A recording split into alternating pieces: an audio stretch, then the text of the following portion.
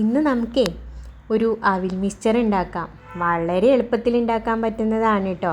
അവിൽ മിക്സ്ചർ എന്ന് പറയാൻ പറ്റുമോയെന്ന് എനിക്കറിയില്ല. വലിയ ക്രിസ്പി ഒന്നുമല്ല, എന്നാലും നല്ല ടേസ്റ്റി ആയിട്ടുള്ളതാണ്. അത്യാവശ്യം ഉപ്പും എരിവും മധുരവും മസാലയും എല്ലാം കൂടി കലർന്നൊരു ടേസ്റ്റാണ് ഒരു നാടൻ മിക്സ്ചർ. ഇത് ഉണ്ടാക്കുന്നത് എങ്ങനെയാണെന്ന് വെച്ച് കഴിഞ്ഞാൽ, നേരത്തെ വെള്ള അവിലാണ് കേട്ടോ യൂസ് ചെയ്യുന്നത്. അതിന് നമ്മൾ 1 സ്പൂൺ ഉപ്പിട്ട് കൊടുത്തു. കുറച്ചധികം പഞ്ചസാര വേണം കേട്ടോ. പിന്നെ കുറച്ച് മുളക് പൊടി, മഞ്ഞൾപ്പൊടി, പിന്നെ ഒരു മസാലയുടെ ചുവ വരാൻ വേണ്ടിയിട്ട് ഞാൻ സാമ്പാർ പൊടിയാണ് ഇട്ടത് കേട്ടോ. സാമ്പാർ പൊടി ഇല്ലെങ്കിൽ മസാലപ്പൊടി ഇട്ടാലും മതി.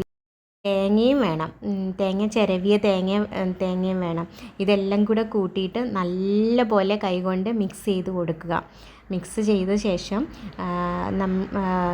ചീനച്ചട്ടി ചൂടാക്കി നല്ലൊരു വറവിടുക. കടുക്, കറിവേപ്പില, ഉഴുന്നുപരിപ്പ്, ആ വറവിലേക്ക് ഇത് ഇട്ട് കൊടുക്കുക. നല്ല പോലെ ഇളക്കി കൊടുക്കുക. അപ്പോൾ നമ്മൾ മിക്സ്ചർ റെഡിയായി കഴിഞ്ഞു.